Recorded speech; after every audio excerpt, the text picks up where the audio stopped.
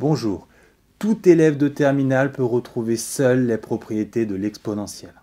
Pour cela, il lui suffit de savoir que l'exponentielle possède les propriétés des puissances et que ces autres propriétés se déduisent de sa courbe. L'exponentielle peut s'écrire de deux façons différentes, exp de x ou e puissance x, ce qui nous rappelle tout de suite que l'exponentielle possède les propriétés des puissances. Donc pour trouver ces propriétés, il nous suffit de rappeler les propriétés des puissances que vous connaissez depuis longtemps. Si vous avez le moindre doute, regardez la vidéo mise au point sur les puissances. On s'appuie sur ces propriétés et pour obtenir les propriétés de l'exponentielle, il suffit de remplacer votre base par e. Vous avez ainsi toutes les propriétés de l'exponentielle. Si vous voulez généraliser pour retrouver vos formules de cours, vous remplacez vos exposants par a et b. La grande nouveauté sur les exponentielles, c'est que a et b peuvent être des valeurs réelles. Pour les formules suivantes, vous remplacez par x. E de moins x donne 1 sur e de x. Ensuite, e de x au carré donne e de 2x. Puissance de puissance, on multiplie bien. Formule qui se généralise en e de x puissance n donne e de nx. Et si vous prenez 1 demi à la place de n, vous obtenez d'un côté e de x sur 2. Et je vous le rappelle, puissance 1 demi, on l'a vu dans la vidéo mise au point sur les puissances, c'est la racine. Parmi ces formules, pensez bien à utiliser ces deux formules qui vous débloqueront de nombreuses situations. Évidemment, toutes les formules sont à connaître dans les deux sens. Avec la courbe de l'exponentielle, on pourra obtenir toutes les autres propriétés. Mais comme e vaut 2,71, les calculs ne tombent pas justes. Donc pour se faire la main, on va commencer par tracer la courbe 2 puissance x, qui a d'ailleurs la même allure que l'exponentielle. 2 puissance 0, c'est 1, 2 puissance 1, 2, 2 puissance 2, 4, aucune difficulté. 2 puissance moins 1, 1 demi, 2 puissance moins 2, 1 quart. Pour l'exponentielle, même principe, sauf que les calculs tombent moins justes. Bon, e de 0, 1, pas de problème. E de 1, à peu près 2,7. E de 2, environ 7. E de moins 1, 1 sur e, environ 1 tiers. Et E de moins 2, environ 1 septième. Si on admet qu'entre les valeurs entières, tout se passe bien, on obtient les courbes suivantes. Avec la courbe de l'exponentielle, nous allons pouvoir dégager de nouvelles propriétés. L'exponentielle est définie partout, donc son ensemble de définitions c'est R.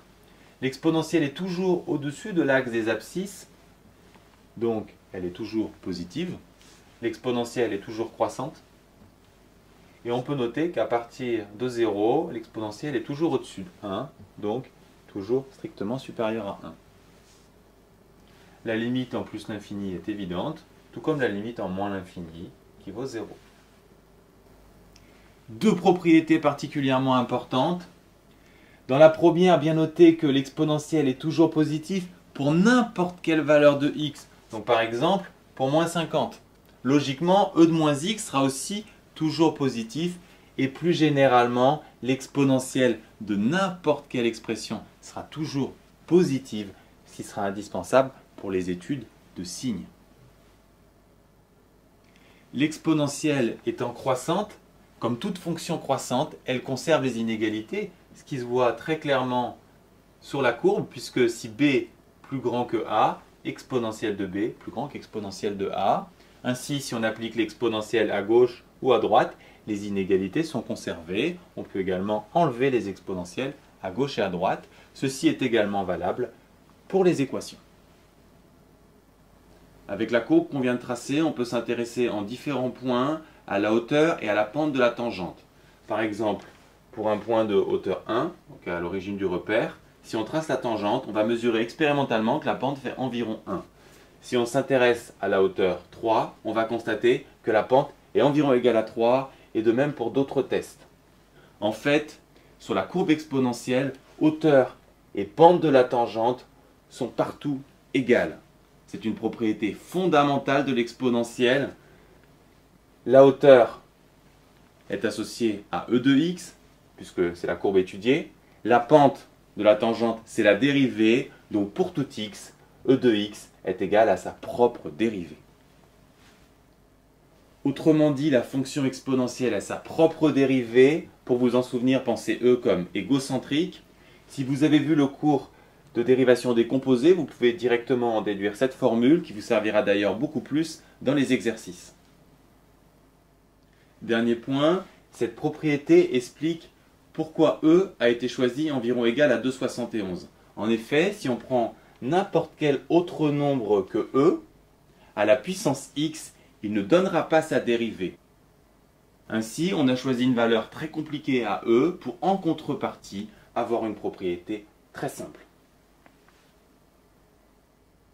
Que retenir? Une première partie des propriétés découle directement des propriétés des puissances. Les autres propriétés se déduisent de la courbe. La plupart d'entre elles sont très simples à retrouver. Enfin, il faut savoir que l'exponentielle est sa propre dérivée et connaître ces deux formules de dérivation.